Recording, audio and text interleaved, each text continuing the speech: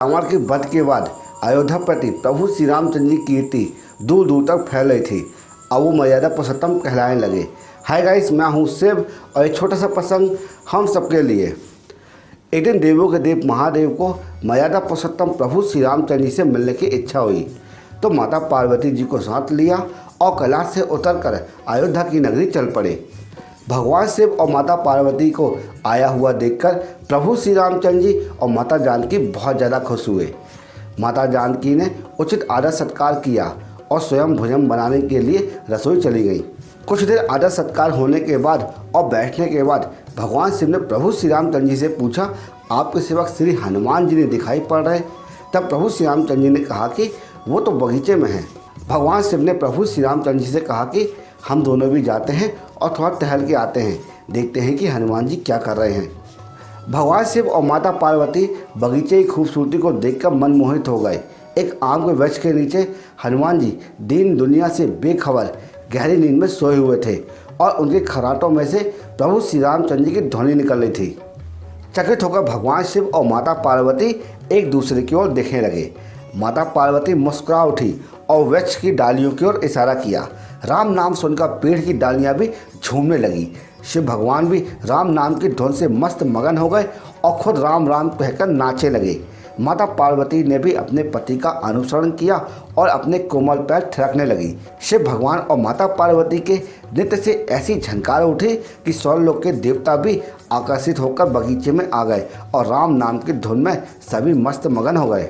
माता जानकी भोजन तैयार करके अतिथि की प्रतीक्षा में बैठी थी। अब शाम होने लगी, तब माता जानकी जी ने अपने देवर लक्ष्मण जी को बगीचे में भेजा।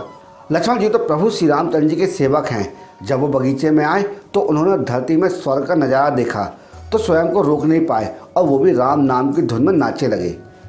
महल में माता जानकी परेशान हो रही थी कि अभी भी कोई भोजन ग्रहण करने क्यों नहीं आया है। तब उन्होंने प्रभु श्री रामचंद्र जी से कहा कि भोजन ठंडा हो रहा है, चलिए हम दोनों चलते हैं और बगीचे में से सभी को ले आते हैं। जब प्रभु श्री रामचंद्र जी और माता सीता जी बगीचे में गए तो उन्होंने देखा कि यहाँ तो राम नाम की धूम मची हुई है और हनुमान जी गहरी नींद में सोए हुए हैं और उनके खराटों में से राम नाम की धुन निकल रही है। माता जानकी और प्रभु श्री रामचंद्र जी भाव विह्वल हो उठे और उन्होंने हनुमान जी को नींद से जगाया और उनकी तरफ प्यार से निहारने लगे। हनुमान जी ने देखा कि प्रभु आए हुए हैं तो वो सीख उठ गए और नृत्य का समाज भंग हो गया। भगवान जी ने खुले कंठ से हनुमान जी की राम भक्ति की सराहना करी तो हनुमान जी मन ही मन प्रसन्न हुए। माता जानकी और प्रभु श्री रामचंद्र जी ने शिव भगवान से और माता पार्वती से भोजन करने का आग्रह किया।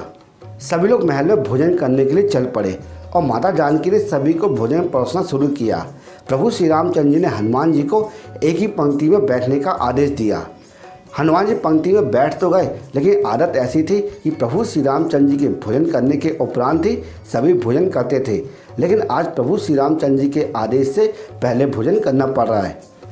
माता जानकी हनुमान जी को भोजन परोस रही थी, लेकिन हनुमान जी का तो पेट ही नहीं भरा था। माता सीता कुछ समय तक हनुमान जी को भोजन परोसा और फिर वो समझ गई कि हनुमान जी का पेट किस तरह भरेगा। माता जानकी ने एक तुलसी का पत्ता लिया और उस पर राम नाम लिखा और भोजन के साथ हनुमान जी की थाली में परोस दिया। हनुमान जी ने जब तुलसी पात्र खाया तो उन्हें संतुष्टि मिली और वो भोजन की थाली से उठ खड़े हुए। भगवान शिव हनुमान जी की भक्ति से बहुत ज़्यादा प्रसन्न हुए और उन्होंने आशीर्वाद दिया कि आपकी राम भक्ति युगों युगों तक याद की जाएगी और आप संकट मोचन कहलाएंगे।